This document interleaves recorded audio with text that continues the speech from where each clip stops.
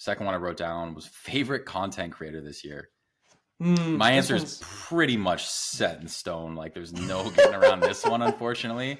And I feel like we may have an overlap on another name I wrote down, but I don't know. How many do you have? Because I have 3 that I wrote down. One of them is really the answer. The other 2 are kind of just like accessories. Yeah, I'm probably similar. I mean, I do have 5 written down, but I could have, more than that. So what's yours? Okay.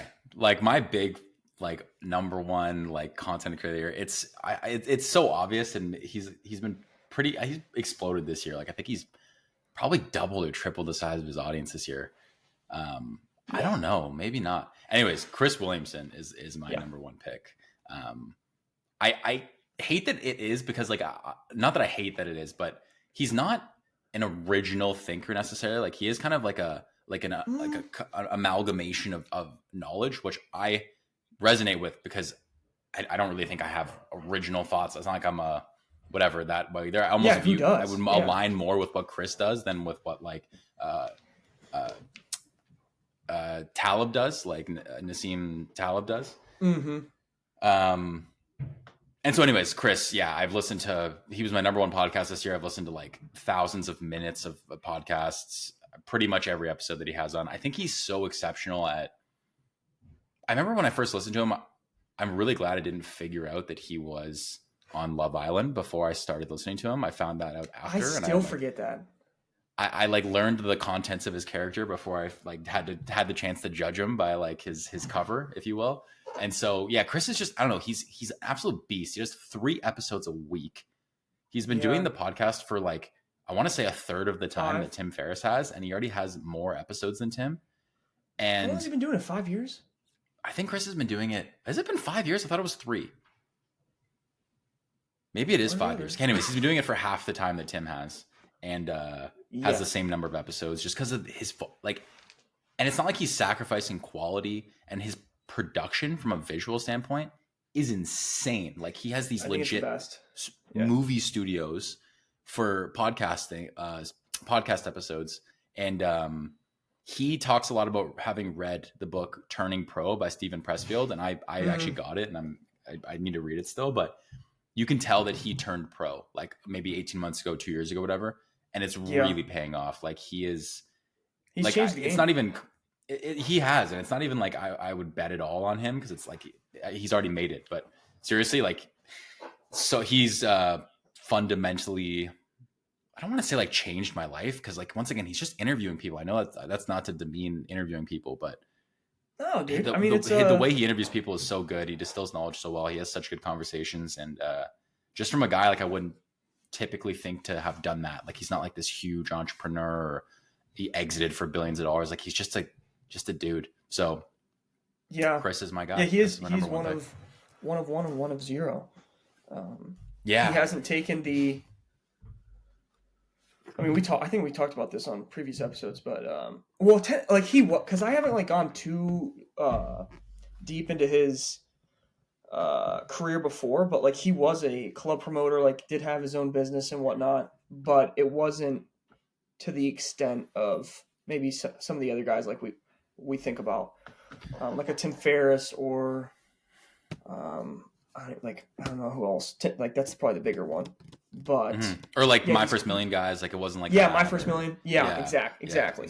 He's definitely carved his own path, but that's the thing too with like, I guess today's environment that like I wonder this like right now, like would those guys like the Tim Ferriss, the Patrick Bet-Davids, the Tom Billius, what would they do? Because it wasn't an option back then, right? Like when they were 25. What would they do if they were starting fresh? You mean if they were us? Yeah, like the path of those guys was like, okay, make this like these businesses, exit now, like go into long form content or like go into media. And would they have done that if YouTube was YouTube back then? I don't know. It's just hard to, right? So Chris is like one of these first guys. It's like really, he's different. I think in that way, he's really gotten well known or like really had. I would think most of his success, however you want to define that, by like this show first. Yeah. So it's cool. Beautiful. Well, anyways, that's my big answer. Actually, one just came to mind that I'm going to talk about because I kind of forgot. I was actually really struggling to, and I'll mention it after, but I was really struggling to think of guys. A year, it's made me realize how real recency bias is. January is like another decade. Like I can't even remember. You know what I mean? And now I'm like, it's just coming back that I was. Anyways, so go for it. Yeah. I want to start with one of yours. Yeah. Gosh, Chris. I don't even have him written in my top 5, but he would have been. I think he. Damn, true. But that's the thing. Like I do listen to. Yeah, like I could. I don't think he would be personally. Like if I thought about a list for you, I wouldn't have put him there. Yeah. I feel like I could list a bunch of other guys. Anyways.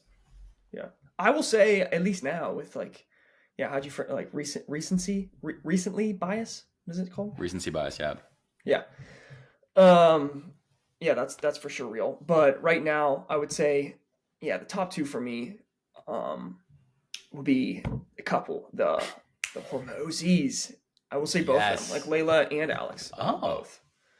Specifically, like recently, Leila's podcast has been exceptional. Been listening to that recently, frequently. It's been really good. And then Alex, like on, of course, Chris Williamson on all the. That's the interesting thing about him too. Is like he has his podcast, but he doesn't have like long form like his own show, which is so interesting. Yet, sorry, what?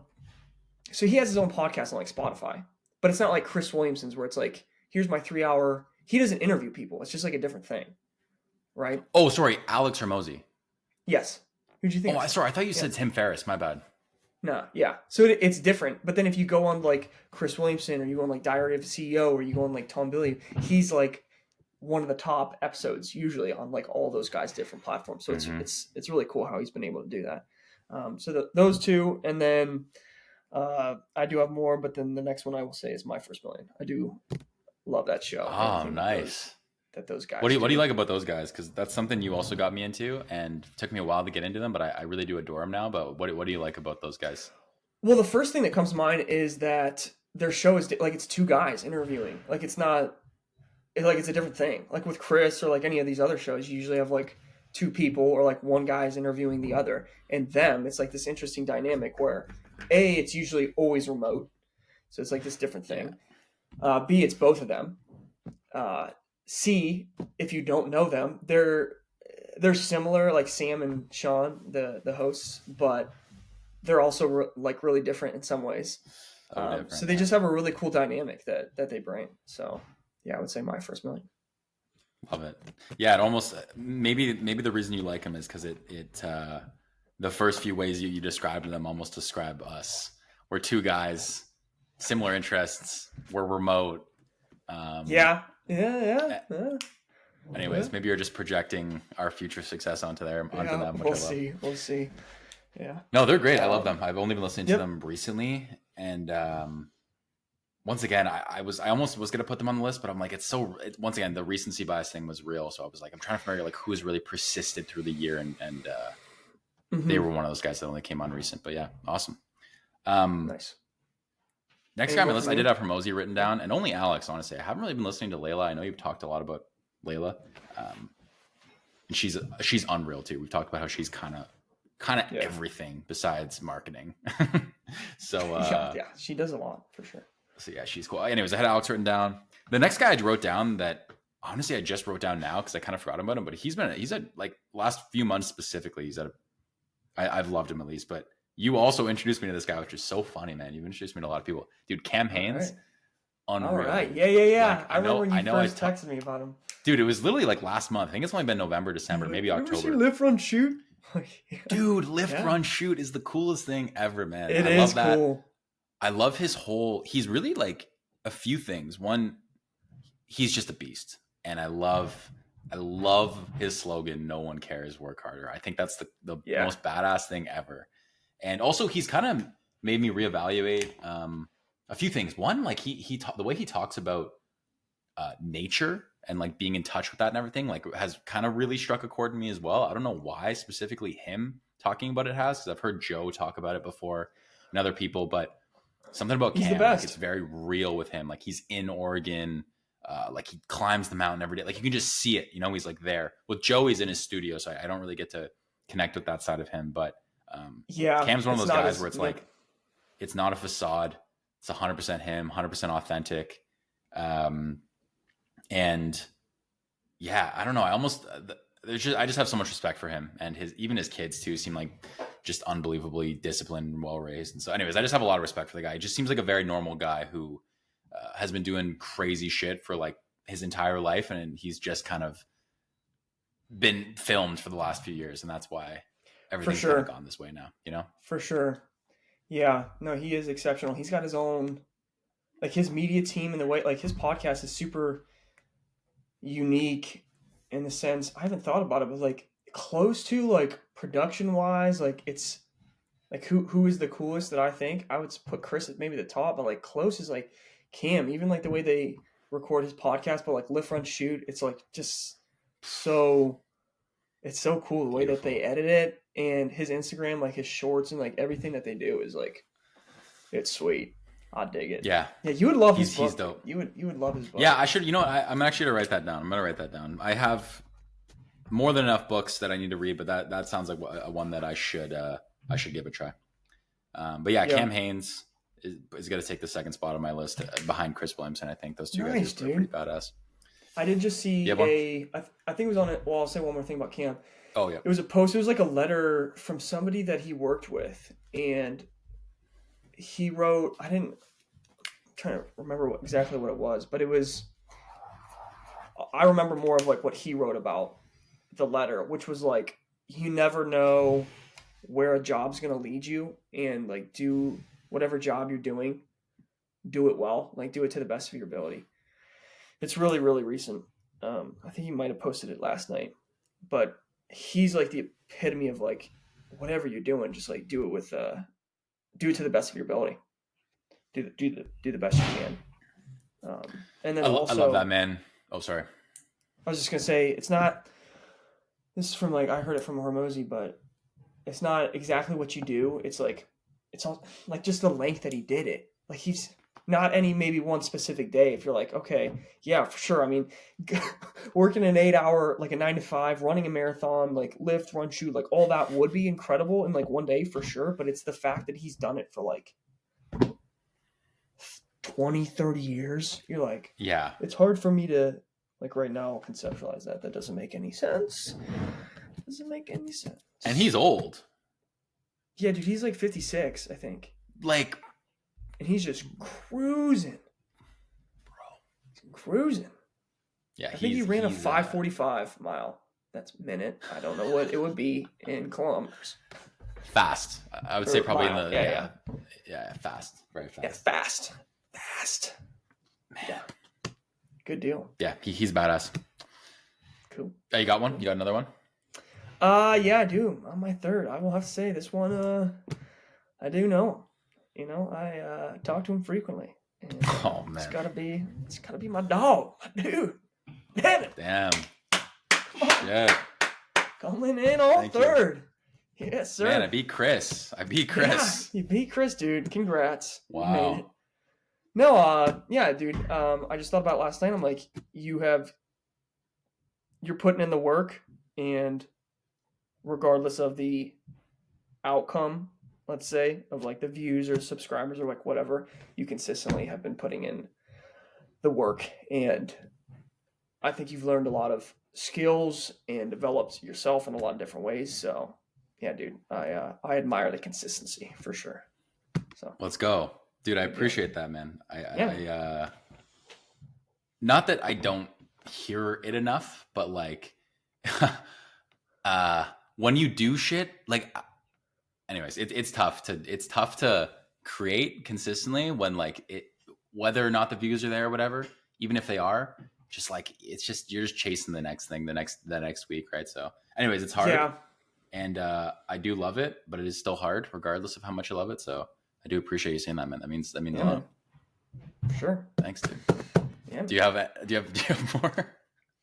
I do. I mean, I have two. The same thing with books. Like I could write a lot more. This is probably recency bias too. I don't know if you watched Tim Ferriss's the Random Show with Kevin Rose. Oh yeah.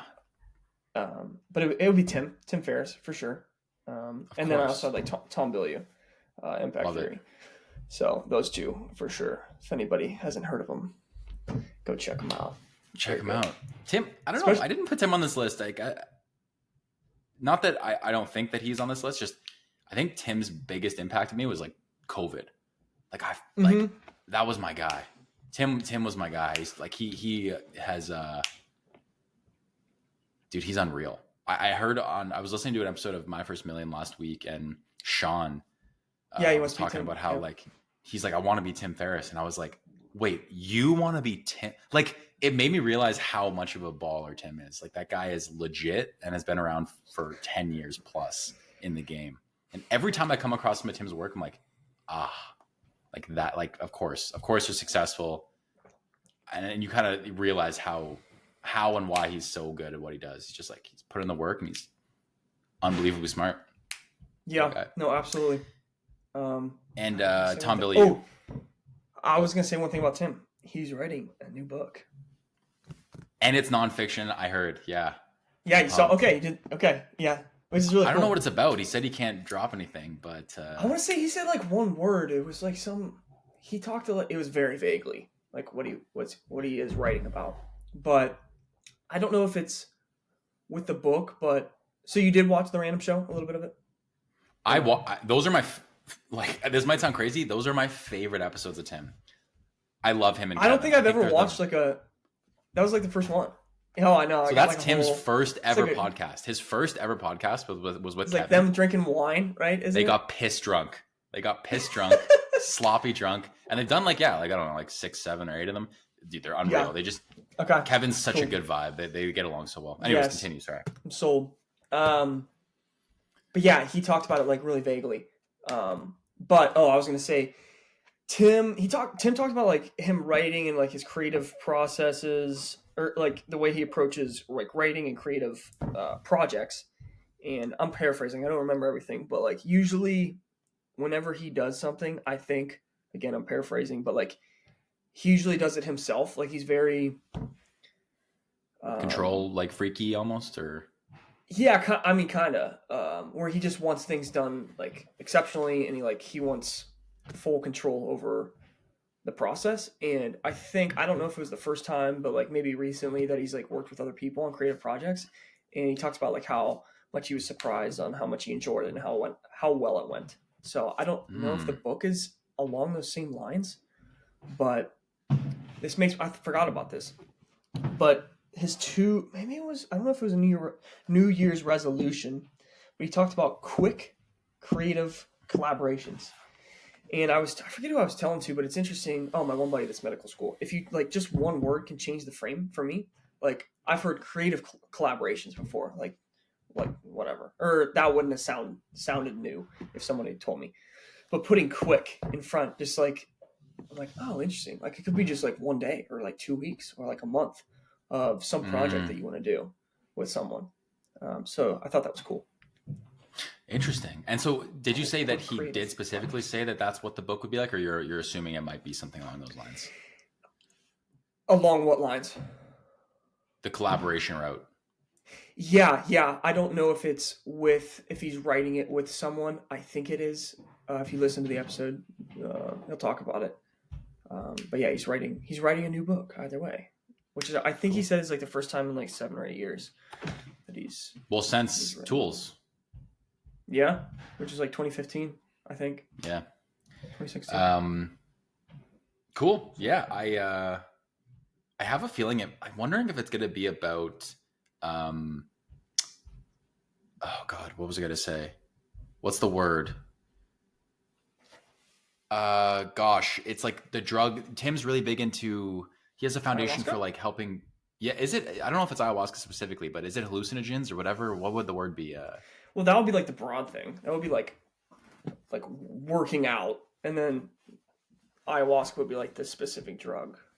But is that specifically what? Did he say that, or no? They talk about that in the podcast, but I don't think it's anything like that. Okay. Okay. Cool. Because I know he's been really big into that for the last few years. So yeah, he talks about too. I was just gonna say he had some like lower back issue, and apparently, and he like prefaces with like, he does not recommend that route, from what I remember. I'm paraphrasing, but like he does not recommend that route to like I think he said like 9 out of 10 people, like it's like, do not go down this road. To the vast majority of people, do not go down the road. But like it helped him with his back pain, so they do talk about that, which was interesting. Cool. Yeah, Chris Williamson's writing 2 books as well. Actually, he talked about that. So yeah, I don't know when.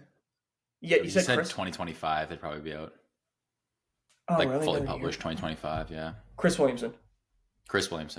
Gotcha. It also makes me think. I heard Huberman. I think it was on Chris Williamson's show. He's writing a book too. Sick. Wow, that's gonna be dense. That's gonna be. I think he said that. Yeah, I don't know. Yeah, I'm interested on how that'll come out. But yeah, cool. I'm excited for those. Cool. I have one more creator. This will be super quick. It's not self-developmenty at all, but I've been really into like filmmaking recently, like kind of like the guys who are more filmmaking YouTubers. And I think there's a guy who I think is underrated on YouTube, and he said that this is the most underrated YouTuber. And I went to go watch this guy's channel he talked about. And he honestly is genuinely one of the best filmmakers, storytellers, editors, everything I've ever seen in my life. And this guy has 3.5K subscribers, 3,500 subscribers. Joke. We're calling it now. His name is Ali, A-L-I, space. His last name is Gallop, G-A-L-L-O-P. He doesn't post consistently. He's not like a YouTuber at heart, but his videos are some of the best videos I've ever seen in my life. They're just about like, he travels a lot. They're kind of just like about life and some lessons he learned. But dude, I get so inspired when I watch this guy's videos. That is like who I want to be from like a filmmaking perspective. And that guy has 3,500 subscribers. He should have 5 million. Like honestly, no I truly joke. believe that. Calling it out now. So yeah, let's. Well, he started like a year ago. It says, yeah. He's got 10 videos. Yeah. 10 videos. So one of them was starting YouTube at 39. So starting YouTube, yeah. The one I watched, so the marathons aren't about running is a really great video, that one on his channel. And then telling my mom I love her, both those are such good, dude, such good. And I was talking earlier about Matthew Dick's Storyworthy. Yeah. His videos are about those 5-second emotional things. He knows how to pull on your emotions very, very well. Interesting. And dude, from just music to filming to shots to framing to dude, the way he uses like it's just maybe I dissect it too much because I also make videos, but it's like if you watch it, you won't even know. It almost will just flow so smoothly to you. You'll just be like, whatever. All right. Anyways, super underrated. 3.5K subscribers. Cool. Yeah, that's my last guy. All right. Good deal. Cool.